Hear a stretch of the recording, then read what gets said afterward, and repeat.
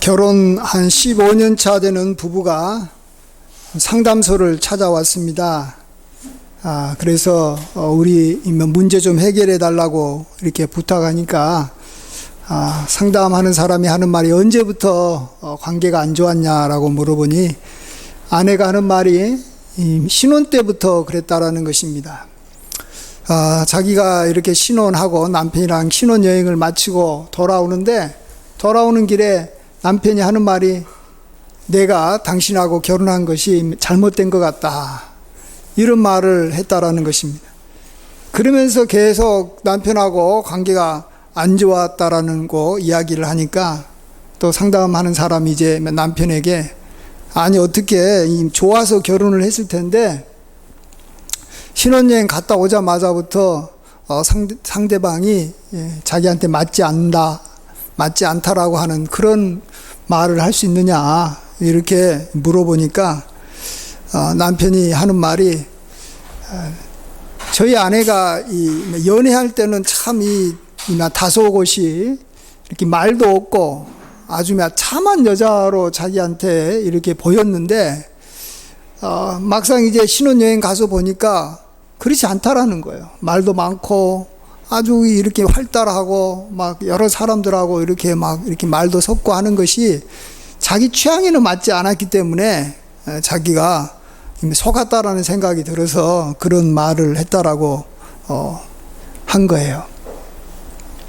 그러니까 다시 이제 상담하는 사람이 이 아내에게 아니 결혼하기 전에는 그렇게 조용하게 지냈다가 왜 이렇게 또 결혼하고 나서 이렇게 갑자기 이렇게 변하게 됐냐고, 원래부터 이렇게 남편이 좋아하는 그런 이 조용한 모습으로 이렇게 살았으면 되지 않았느냐 이렇게 물어보니까 또 아내가 하는 말이 자기가 이제 연애할 때는 이제 자기도 이렇게 체면도 있고 또 이렇게 앞으로 이렇게 남편 될 사람이 약간 이렇게 좀 부담스러워서 자기는 이렇게 조근조근 아주 참하게 이렇게 보였다라는 거예요. 예. 원래 자기는 원래 그런 사람이 아니지만, 그런데 워낙 남편이 자기를 좋아해가지고 결혼하자라고 적극적으로 이렇게 요구하니까 자기가 결혼하고 이제 결혼하고 신혼여행을 가니까 기분이 너무 좋아서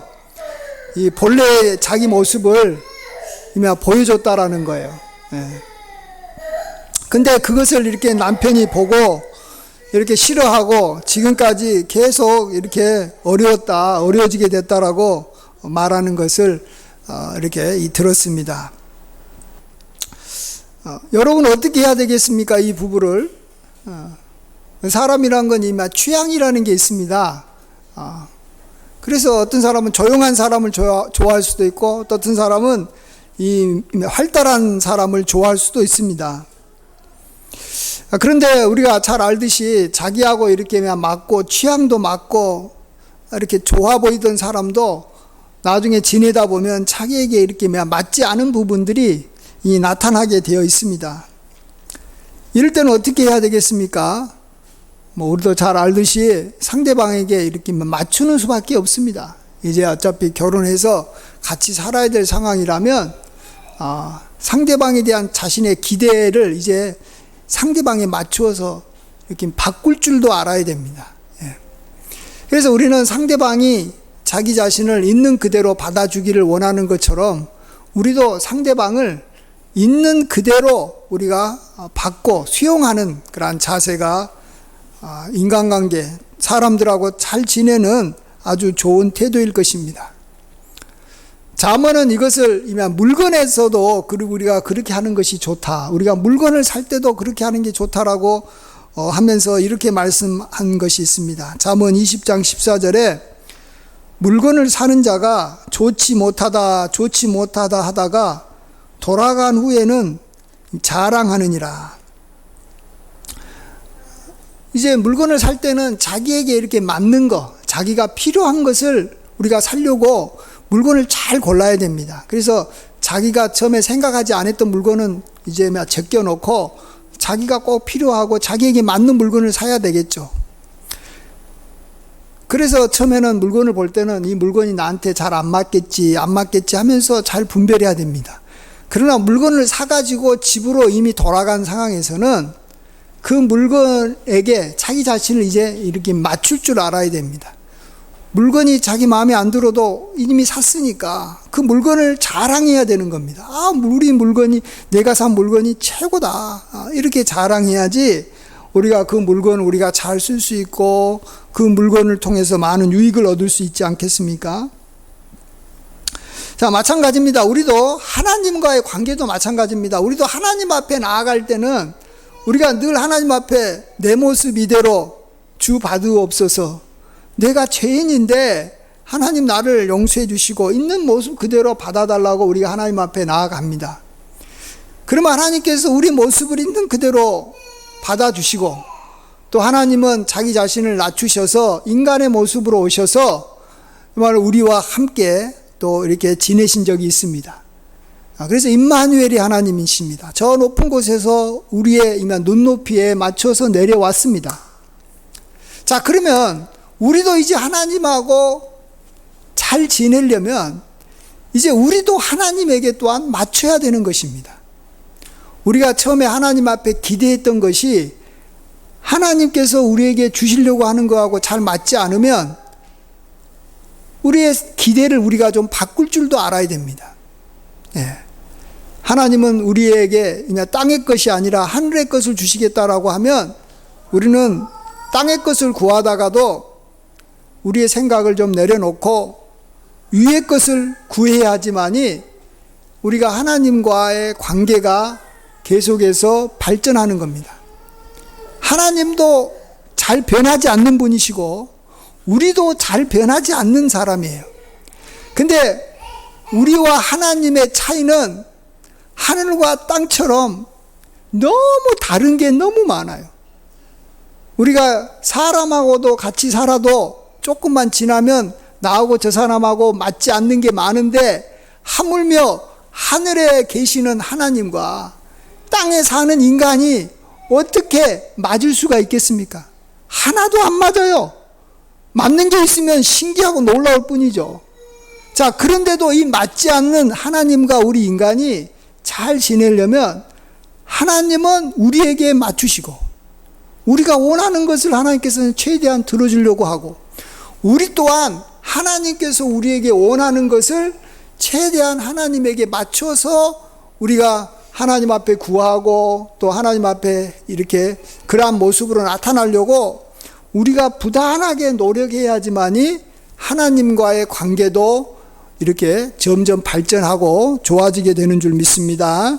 아멘. 오늘 본문은 6월절이 시작되는 유대 명절에서 명절 때 이제 예수님께서 예루살렘에 입성하는 장면입니다. 우리가 잘 아는 그런 내용이죠. 이제부터 이제 고난 주간이 시작이 돼가지고 이제 금요일 날 주님께서 십자가에 못 박히시고 돌아가셔서 장사되고 이제 3일 만에 부활하는 그런 내용들이 이제 마지막 이렇게 나오는 장면인데 저는 이걸 보면서 두 가지 질문을 하게 됐습니다. 여러분도 막 그런 생각을 하셨을 거라고 생각이 되는데 첫 번째로는 예수님을 그렇게 열렬하게 자신의 왕으로 막 환영했던 유대인들이 일주일도 되기 전에 한 5일 만에 완전히 생각이 바뀌어가지고 예수님을 죽이려고 하는 대제사장들의 그러한 요구에 적극적으로 찬성한다라는 거예요. 어떻게 이렇게 그렇게 좋아하고 그렇게 막 예수님은 하나님께서 보내주신 우리의 구원자라고 막 말했던 유대인들이 이렇게 며칠도 되지 못해서 예수님을 죽이는데 함께 했을까 하는 것을 우리가 그 이유를 한번 오늘 생각해 보려고 합니다. 또 하나는 또 우리가 이걸 보면 잘 알겠지만 예수님께서 이제 예루살렘 성으로 입성을 할 때 이제 왕으로 이제 그들이 환영하니까 최소한 그래도 뭐 기본적인 이제 이렇게 운송 도구는 이렇게 말이라고 생각이 됩니다. 이렇게 말을 좀 빌려서 말이 없으면 말을 이렇게 빌려가지고라도 말을 타고 가시면 될 것 같은데 왜 나귀 새끼를 타고 예수님은 들어가셨을까? 예수님이 그렇게 하신 의도가 뭘까? 우리가 이 두 가지 질문을 함께 생각해 보고자 합니다. 먼저 이 예수님을 왜 사람들이 이렇게 며칠도 안 돼서 마음이 식어가지고 죽이려고 했을까? 그것은 이렇습니다. 아까도 우리 사람과의 관계에서도 언제 마음이 식냐 그러면 자기가 기대했던 것을 상대방이 자기에게 주지 않으면, 자기가 기대한 바를 나에게 이렇게 나타내 보여주지 않으면 사람들이 마음이 식어버립니다. 그런 것처럼 유대인들이 예수님에게 이스라엘의 왕으로 오셨다고 하면서 호산나 하면서 구원자라고 했던 그 구원의 내용이 뭐냐 그러면 로마 군대로부터 자기를 좀 해방시켜 달라는 것입니다. 로마의 그러한 압제에서 벗어나게 해달라는 것입니다. 옛날에 왕은 이렇게 다스리는 일도 하지만 왕이 하는 아주 중요한 일은 군사들을 모아가지고 이 적군들을 이렇게 싸워서 이기는 이 군대 장관과 같은 일을 왕들이 했습니다. 그래서 왕들은 항상 정쟁에 나가면 앞장서서 나가야지만이 백성들이 그 왕을 존경하고 이렇게 따랐습니다. 근데 예수님은 이 유대인들이 그러한 기대를 했음에도 불구하고 그렇게 하지 않습니다. 도리어 첫날 이렇게 예수님은 오늘 본문에도 나오지만 예루살렘 성을 보면서 이렇게 우시면서 말하기를 날이 이르면 내 원수들이, 그러니까 로마 군인들이 토둔을 쌓고 이 언덕을 쌓고 너를 둘러 사면으로 가두고 너와 내 자식들을 땅에 메어치며 돌 하나도 돌 위에 남기지 아니하리라, 이렇게 말합니다. 이 말은 뭡니까? 이 로마 군대가 너희들을 완전히 전멸시켜 버릴 것이다. 그래서 이스라엘 성이 무너진다, 성전도 무너진다라는 거예요. 이런 이야기를 하니 유대인들이 기대했던 거하고 정반대인 거죠. 로마군을 쫓아내서 예수님이 그동안에 3년 동안 어마어마한 기적을 행했잖아요. 이렇게 풍랑을 보면서 잠잠하라면 풍랑이, 바다가 예수님에게 순종하고 죽은 자도 살리는 그러한 예수님이 그러한 권능을 이용하고 또 카리스마를 이용해서 지금 예루살렘에 지금 6월절 행사를 하려고 한 이렇게 100만에서 200만 가까이 이렇게 유대인들이 와 있으니까 사람 수가 어마어마하니까 그들을 이렇게 결집을 해가지고 로마 군대를 갖다가 이렇게 무찌르고 대항하면 우리가 이제 이 독립된 나라로 살 수 있으니까 그 일 좀 해달라고 부탁을 한 건데 예수님은 그런 것과 관련돼 가지고는 하나도 안 하고 도리어 반대로 때가 이르면 로마 군대가 와가지고 이 예루살렘 성을 완전히 함락시켜서 돌 위에 돌이 하나도 남지 않게 할 것이다 라고 말하니 이 이야기를, 이런 이야기가 이제 주변에 이제 퍼졌지 않겠어요? 예수님이 예루살렘 성을 향해서 공개적으로 한 거예요. 공개적으로. 울면서. 그러니까 이제 그 이야기를 들은 사람들이 엄청나게 실망해버린 거예요. 그래서 예수님은 이제 그 다음날은 성전에 들어가서 성전을 정화하고 또 병도 고치고 이런 일만 하지 왕으로서 자기들이 기대했던 이스라엘 왕으로서 로마 군대와 싸울 생각은 하나도 않고 또 그런 일을 하나도 안 하니까 이제 사람들이 점점 마음이 식어져 간 겁니다. 그러다가 이제 6월절이 이제 일주일밖에 안 하니까 이제 좀 있으면 일주일 후에는 그 여러 나라에서 모여왔던 유대인들도 이제 각자 이렇게 흩어져서 돌아가 버릴 텐데 그렇게 되면 이제 다시 이렇게 밀란을 일으키거나 반란을 일으킬 수 있는 상황이 안 되니까 더 마음이 조급해진 거예요. 그래서 이제 한 3일째, 4일째 됐을 때는 이미 백성들은 끝났구나. 이제 좀 있으면 6월절도 끝나는데 이제 반란을 일으킬 수 있는 기회도 없어졌구나 하면서 예수님에 대해서 극도로 이제는 이렇게 마음이 식었고 이 식은 마음이 이제는 증오로 바뀐 겁니다. 그래서 이제 빌라도가 이 6월절 명절에 누군가는 살려줄 수 있는데 자기는 예수님을 살리려고 바나바를 살려줄까 예수님을 살려줄까 할 때 그들은 소리칩니다. 바나바를 살려라. 바나바를 살리고 예수를 죽여라. 이렇게 유대인들의 마음이 완전히 예수님을 증오하고 경멸하는 쪽으로 가버린 것입니다. 예수님에게 그들이 잘못된 것을 기대했기 때문에 예수님이 전혀 생각하지도 않고 줄 생각도 없고 하려고도 하지도 않았던 것을 유대인들은 예수님에게 요구했기 때문에 결국은 예수님에 대해서 그들이 미워하고 예수님을 이렇게 적대적으로 대하는 관계가 되어버린 것입니다. 아까도 예를 들면 굉장히 이렇게 발랄하고 활달한 이 아가씨한테 말도 못하고 참하고 조용한 것을 요구하면 자기의 이렇게 기질이 있고 취향이 있는데 어떻게 그렇게 살아가는 거예요? 그러면 둘이 관계가 이제 썰렁해질 수밖에 없는 거예요. 예.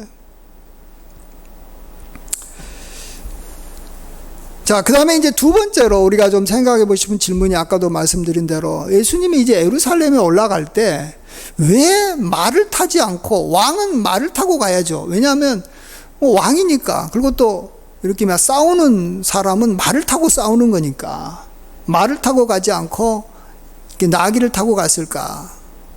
그건 처음부터 예수님은 자기가 너희들의 기대, 유대인들의 기대를 들어줄 생각이 전혀 없다라는 것을 공개적으로 보여준 것입니다. 나는 다른 왕과 다르다. 다른 왕들은 말을 타고 싸우는 사람이지만 나는 나귀를 타고 가는 사람이다. 여러분, 나귀, 정말 제가 옛날에 이 성지순례 하면서 나귀 탄 사람을 보니까요, 정말로 초라해요. 나귀가 우리로 말하면 이 개 있죠, 개. 개 중에서 조금 이렇게 큰 개, 좀 큰, 이렇게, 세파트 같은 그 개보다 조금 더 크다 할까요? 그게 이 나귀 새끼만 해요.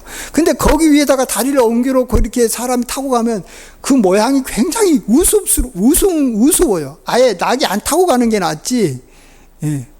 그렇게 해가지고 예수님은 올라가시는 거예요. 예. 그 말은 뭐예요? 나는 다른 왕과 다르다. 너희들이 생각하는 왕은 아니다. 나는 이스라엘에 왔긴 왔지만 싸울 생각은 전혀 없다라는 것을 예수님께서 공개적으로 보여주신 장면입니다. 그 다음에 또 하나의 의미가 있습니다. 그 앞에 보시면 예수님이 이제 나귀 새끼를 이렇게 탈 때 돈을 주고 빌린 게 아니고요. 어떻게 했습니까? 제자한테 저기 옆 동네에 가가지고 보면 나귀가 이렇게 어미랑 새끼가 이렇게 매여 있는 것을 이렇게 볼 수 있을 텐데 가가지고 나귀 새끼를 풀어와라 그래요. 근데 만일 이렇게 그냥 가지고 가면 주인이 뭐라 그럴 것 같아요? 이게 왜 이렇게 나무 훔쳐가냐 그럴 거라고 생각이 되니까 제자들이 아니 주인이 뭐라고 하면 어떡할까요? 그러니까 그냥 주가 쓰시겠다라고 말만 해라. 그러면 나귀를 그냥 새끼를 풀어줄 거다.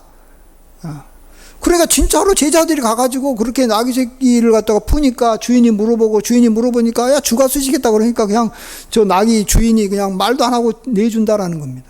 이건 뭘 말하는 겁니까?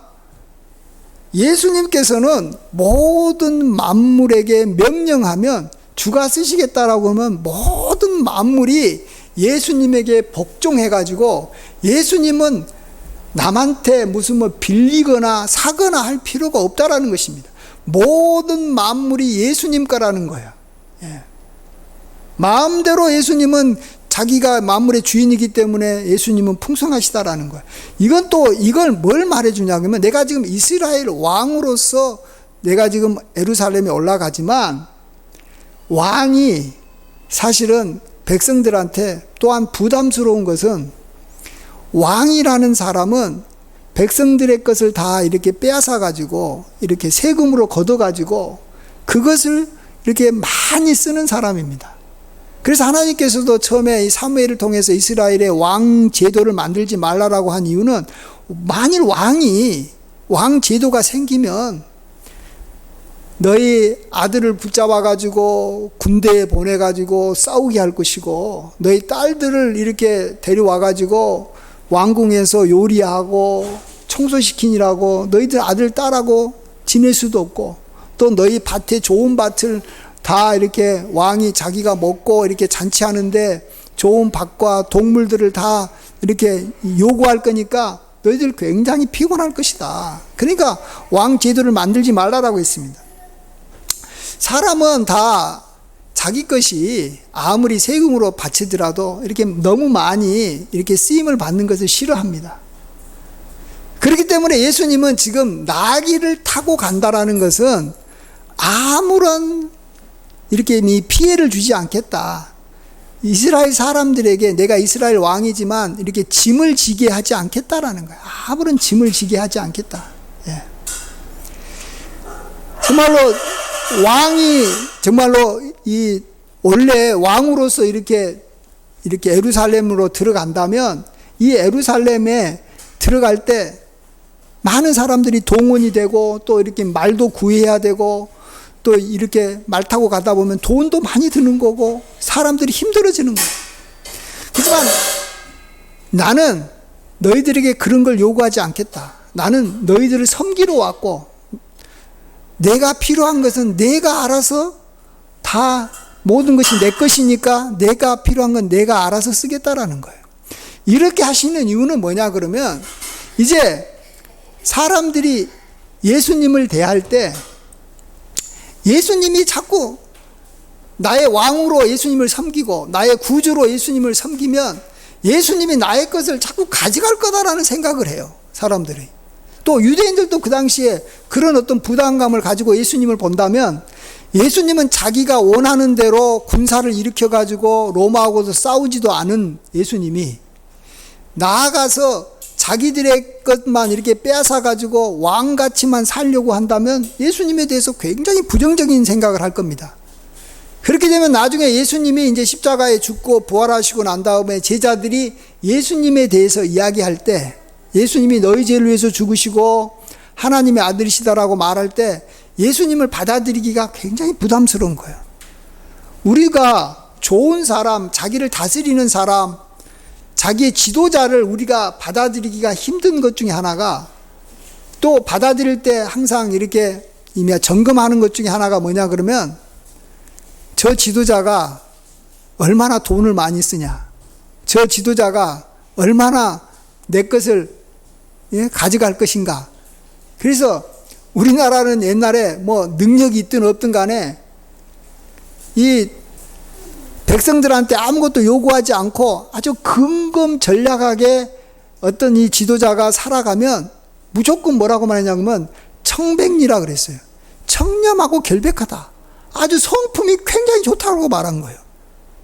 그 사실은 물건을 아끼는 거하고 이미 청렴한 거하고는 사실 상관이 좀 물론 있을 수도 있지만은 그렇게까지 딱 이렇게 이미 일치하지는 않은 것 같은데 어쨌든 간에 안 쓰고 전략하고 근검 전략하는 그러한 지도자를 만나면 그렇게 좋아한 거예요, 사람들이. 왜냐하면 원래부터 이렇게 탐관오리들이 너무 많아가지고 백성들의 것을 막 빼앗아가고 너무 과도하게 세금을 막 이렇게 요구하니까 그 때문에 물론 힘들어서 그랬을 것입니다. 순천에 보면 이미 팔마비라는 게 있어요. 순천이 중앙이 동산 가장 높은 곳에 팔마비가 있는데 거기서 뭐 유래는 여러분도 잘 아실 겁니다. 옛날에 그곳에 이렇게 부사로 고려 말에 부사로 이렇게 내려온 그 채석이라는 분이 이렇게 잘 다스리고 또 이제 그가 이제 임기를 마치고 돌아갈 때 이미 전례대로 말 8마리를 이렇게 선물로 줬다고 합니다. 근데 이제 채석이라는 분이 그거 필요 없다라고 이렇게 거절하고 이제 개성으로 올라가니까 이제 사람을 보내서 개성까지 말 8마리를 다시 이렇게 올려 보낸 거예요. 근데 이제 이 개성에서도 나는 그거 필요 없다라고 다시 이렇게 돌려준 거예요. 근데 이제 개성에 있을 때 말 한마디가 이제 임신을 해가지고 새끼를 낳아가지고 이렇게 내려올 때 말 9마리가 됐다. 그래서 이 8마리의 말이 나중에 9마리가 돼가지고 이렇게 우리 백성들한테 이렇게 다시 돌려줬으니 이분이 너무 위대한 분이 아니냐. 뭐 이렇게 해서 그분을 기리기 위해서 말 모양의 그런 그 비석이 지금도 있습니다. 팔마비로. 그렇습니다. 우리가 정말로 지도자를 볼 때 우리 지도자한테 기대하는 것은 뭐냐 그러면 내 것을 빼앗아 가지 않는 것을 우리는 기대하는 거예요. 그리고 나한테 많은 것을 주기를 원하는 거예요. 자, 우리 하나님도 그러신다는 것을 이 하나님께서 이 나귀 새끼를 이렇게 데려올 때부터 예수님은 하나도 돈을 사용하지 않았어요. 돈을 필요로 하지 않고 그냥 예수님은 그냥 자기 거니까 사용해가지고 그것도 나귀 새끼를 타고 올라갔다라는 거예요. 이건 우리한테 말하는 것은 예수님은 우리에게 그 어떤 것도 요구하지 않는다는 거예요. 예수님은 우리의 왕이지만 우리의 것이 필요한 것이 하나도 없다라는 거예요. 그렇기 때문에 우리가 마음껏 예수님을 받아들이라는 거예요. 마음껏 예수님을 우리가 환영할 필요가 있다라는 거예요.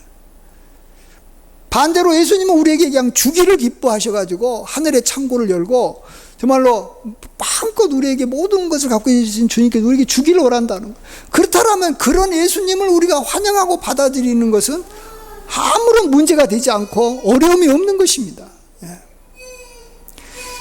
그래서 우리도 예수님에게 맞춰야 되지만 예수님도 우리에게 맞추시기 위해서 우리가 요구하는 대로 예수님이 너희들에게는 나 아무것도 요구하지 않겠다. 내가 왕이고 지도자지만 다만 내가 너희를 섬기는 일만 하겠다. 이렇게 해주신 겁니다.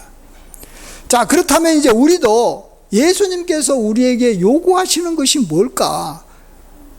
우리로 하여금 무엇을 예수님에게 기대하고 예수님을 바라보기를 원하시는가 하는 것에 우리도 좀 집중해야 됩니다. 그리고 혹시 우리가 예수님에게 구하는 것이 예수님께서는 우선순위에 먼저 두고 있지 않는 별로 중요하지 않는 것을 예수님한테 구하는 것이 아닐까. 지금 유대인들은 예수님에게 이 로마의 로마로부터 우리를 이렇게 해방시켜달라고 하는 것을 요구했지만 예수님은 그 유대인들에게 그것이 아니라 더 중요한 것부터 너희들이 나한테 구했으면 하고 원했던 것입니다. 그게 뭐겠습니까? 그건 예수님이 이제 예루살렘에 올라가가지고 성전에서 말씀을 가르치시는 걸 통해도 알 수 있고 말씀을 예수님을 통해서 배우고 그 다음에 예수님이 십자가에서 죄가 없으셨지만 죽으신 것을 보고 그는 의인이었다. 근데 왜 죽으셨을까? 우리의 죄를 위해서 십자가에서 죽으셨다라고 이사야 선지자도 이야기하고 또 제자들이 이제 이러한 십자가를 전할 때 그것을 유대인들이 받아들이고 그것을 원해야 된다는 거예요. 하나님으로부터 죄 사함 받는 것을 기대하고 원해야 된다라는 것입니다. 그것을 유대인들이 하게 되면 예수님이 기뻐해서 그들이 원하는 대로 죄 사함을 이렇게 해주고 또 그들이 본래부터 바라던 로마로부터 해방된다는지 또 아니면 그들에게 필요한 어떤 재물과 건강을 예수님은 주셨을 거예요. 근데 유대인들은 그리스도인들을 핍박하고 십자가의 복음을 받아들이지 않으니까 결국은 그들이 나중에 그들이 원했던 것도 이루지 못하고 하나님으로부터도 버림받고 또 로마 군대로부터 그들이 이렇게 이 반란을 하다가 로마 군대가 쳐들어와서 예루살렘 성이 무너지고 성전도 완전히 다 해파돼서 나라까지도 다 잃어버리는 그러한 비참한 그러한 지경에 이르게 됐다라는 것입니다. 정말로 유대인들이요, 자기들이 생각한 것을, 자기들이 예수님에게 기대한 것을 이렇게 바꾼다는 것이, 또 우선순위를 바꾼다는 것이 참 어려운 것 같습니다. 그래서 예수님이 나중에 이제 부활하고 난 다음에 40일 동안 가르치고 승천하기 직전에 제자들과 함께 이렇게 모임을 갖고 있을 때 제자들이 예수님에게 묻지 않습니까? 주여, 이스라엘이 회복될 때가 바로 이때니까, 지금 로마로부터 우리가 이제 다시 주권을 되찾을 때가 이제입니까? 이제 부활하신 예수님까지 됐으니까 사람들이 부활하신 예수님 보면 더 열심히 따를 거니까 이제 우리가 로마로부터 우리가 벗어날까요? 우리가 한번 봉기할까요? 명령만 내리시면 저희들이 다 동참하겠습니다. 처음에 유대인들이 예수님에게 기대했던 걸 지금 유대인 제자들도, 예수님은 그들이 받아들이고 하나님의 아들로 인정했지만 또 여전히 그걸 요구하고 있는 거예요. 사람이 어떤 걸 기대한 것에 대해서 그 기대를 이렇게 좀 접고 상대방이 나한테 이 바라는 것이 뭘까를 생각하는 것이 그렇게 어려운가 봐요. 예. 그러자 예수님 우리가 잘 아는 대로 야, 그 이스라엘의 회복의 때와 시기는 너희의 알 바 아니다. 이건 하나님의 권한에 두었으니까 내가 진짜 바라는 것은 오직 성령이 임하시면 권능을 받고 예루살렘과 온 유대와 사마리아와 땅끝까지 이르러 좀 복음을 전하는 것에 저 관심을 갖고 그것에 힘써라는 거예요. 그렇다면 뭐 로마로부터 이렇게 회복되는 것들 다 알아서 해 주시겠다라는 거예요. 근데 안 바뀌는 겁니다. 주인이 종에게 바라는 것이 쉽게 바뀌겠고 또 종이 주인에게 바라는 것이 쉽게 바뀌겠습니까? 안 바뀝니다. 그렇지만 정말로 주인이 기뻐하는 것이 무엇일까 생각하면서 주인에게 맞추고 주인이 기대하는 것에 자기도 이렇게 맞추면서 이렇게 살아야지만이 주인과의 관계가 좋아지지 않습니까? 우리들도 그렇게 살아야 될 줄 믿습니다. 예. 하나님께서는 우리를 기뻐하셔서 우리가 원하는 것 다 들어주십니다. 그 대신 한 가지 조건이 있다라고 말해줍니다. 먼저 그의 나라와 의를 좀 구해라. 그래야면 너가 원하고 기대한 거 내가 더해가지고 주겠다. 우리가 하나님 앞에 늘 구하는 것은 먹을 거, 마실 거, 입을 겁니다. 그걸 하나님께서 전혀 무시하지는 않습니다. 문제는 그것만 구하지 말고 그것보다도 먼저 구할 것이 있는데 하나님의 나라와 하나님의 의를 좀 먼저 구해라.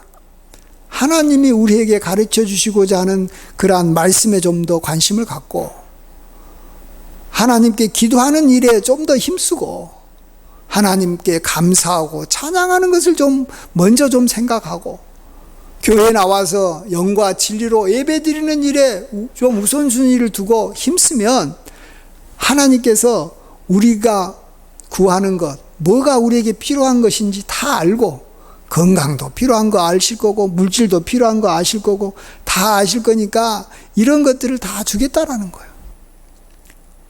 그리고 우리가 마지막으로 다시 한번 정말 우리 하나님은 우리에게 어떤 것도 요구하지 않습니다. 다만 우리에게 어떤 것을 요구한다면, 물질을 요구한다면 그것을 내가 몇 배로 다시 더 불려가지고 후이되어 누르고 넘치게 너에게 다시 돌려주기 위해서 우리에게 요구하시는 것이지 하나님이 그것을 갖다가 이렇게 이렇게 꿀꺽 삼켜서 하나님이 이용하려고 절대 우리에게 뭔가를 요구하는 건 아니다라는 것입니다. 우리가 그것을 알면서 우리는 늘 하나님에 대해서 하나님은 선하시다. 하나님은 좋으신 분이시다. 이렇게 고백하기를 하나님은 기뻐하십니다. 모든 주인은 자기가 선하고 종을 위해서 열심히 일하고 종이 잘 되기를 원하는 것을 기뻐하는 주인이다라는 말 듣는 것을 주인이 그렇게 좋아해요. 그건 우리가 이 불의한 청지기 비유에서도 알 수 있고 또 달란트 비유에서도 알 수 있어요. 종이 주인을 무섭게 보고 종이 주인을 아주 악독하다고 보고 우리가 노력한 것을 빼앗는 주인이다라고 보면 주인이 그러한 종을 싫어하는 거예요. 그러면서 이 주인과 종은 관계가 끊어지는 거예요. 우리는 하나님은 선하신 분이시고 우리를 위해서 모든 것을 허락하시고 우리에게 좋은 것을 주시는 분이시다. 이러한 관점을 우리가 어떠한 상황에서도 이렇게 갖고 이러한 주님께 나아가면 주님께서 우리가 구하지 아니하는 것까지 또 우리가 옛날부터 구했던 것까지 다 주십니다. 우리 이런 좋으신 하나님을 찬양하며 하나님과 그 관계가 날마다 이렇게 깊어져 가고 더 관계가 더 이렇게 좋아져 가는 저와 여러분 되시길 주의 이름으로 간절히 축원드립니다. 아멘. 기도하겠습니다. 참 좋으신 하나님, 우리를 위해서 아들까지도 아끼지 아니하시고 주신 하나님께서 아들과 함께 모든 것을 우리에게 주신다고 약속하셨사오니 감사합니다. 우리가 먼저 이제 하나님께서 우리에게 기대하는 바가 무엇인지 우리도 생각하면서 그의 나라와 의를 먼저 구하게 도와주셔서 하나님의 풍성함과 하나님의 선하심을 우리의 삶 속에서 늘 찬양케 하여 주시옵소서. 감사드렸고 존귀하신 예수님의 귀하신 이름으로 기도하옵나이다. 아멘.